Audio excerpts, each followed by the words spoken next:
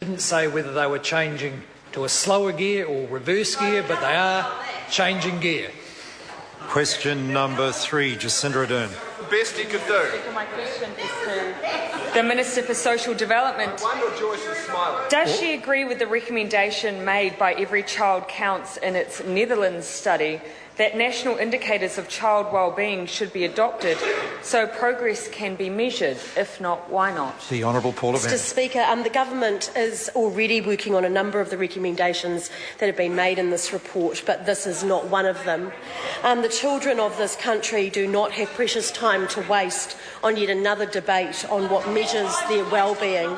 This Government has led the most comprehensive and substantial debate on child well-being this country has ever seen through its Green Paper process. The White Paper will be out shortly and the public can judge us on that. Jacinda Ardern. Mr. Speaker, does she believe a child can have all of its basic needs met living in a household on 50% of the median income in New Zealand? The Honourable Paula Bennett. Mr. Speaker, I'm sure that wouldn't be easy, and I have absolutely no doubt that there are children in this country that are living in poverty.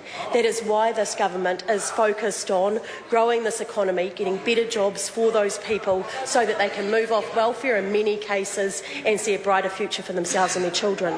Jacinda Ardern. Thank you, Mr. Speaker. Does she believe the decrease in median household incomes in real terms, as set out in the incomes report released today, has played a role in hardship rates for children rising from 15% to 21% on her watch?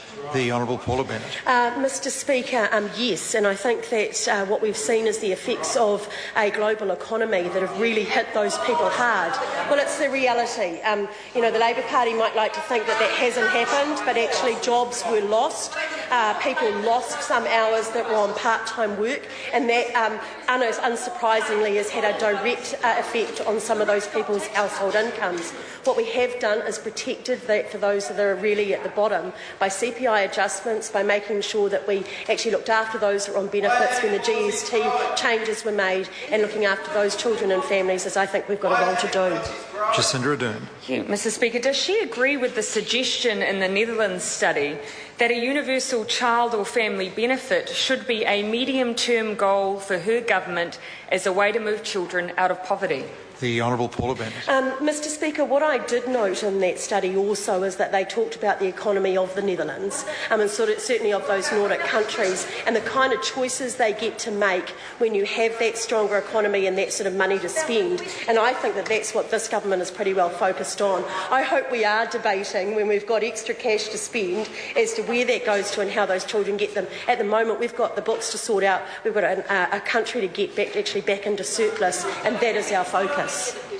Point of order, Jacinda Ardern. Mr. Speaker, my question related directly to the suggestion in the study as to whether or not the Minister agreed that it should be a medium-term goal for the government to look into a child or family benefit to move children out of poverty. I accept that is the question the member asked, did seek an opinion whether the Minister agreed, but it would have been helpful if the Minister could have indicated in her answer whether or not she did agree with the universal child support arrangements, if I recollect the question correctly. The Honourable Paula Bennett. Mr. Speaker, certainly. So my point is that their economy is so much better off and they have so much more money to spend that they can make those sorts of choices as to whether or not it's a universal child benefit or what it is they spend. We actually don't have that luxury in New Zealand at this time, but I do hope that we do have in the future. Jacinda Ardern. Order, Mr. Point of Speaker. order, Jacinda Ardern. Mr. Speaker, my question didn't ask about the relative economic situation in the Netherlands versus New Zealand. It asked whether or not, as a consequence of the study, as recommended by Every Child Counts, the government would be looking into the possibility of a child or family benefit. Well, no, that's not the question asked. The question asked was whether the Minister agreed with that finding from the study that a universal child support system was important. Now, the Minister, in her answer, because it's asking her opinion whether she agreed with that, in her answer she indicated at the moment she couldn't agree with that at the moment because she was arguing New Zealand was not in a position to be even contemplating that at present, if I interpreted the Minister's answer correctly. And if I'm wrong, the Minister should correct me. Supplementary question, Jacinda Ardern. Supplementary to the Minister. Does she take any responsibility that, according to the income report released today, under her government, inequality in New Zealand is the worst it has ever been? The Honourable Paula Bennett. Mr Speaker, as I've already said, I'm sure that the Labour Party would like to ignore the conditions of the last 3.5 years, but they are real. They have affected, if anyone, those in the lower and middle incomes of this country.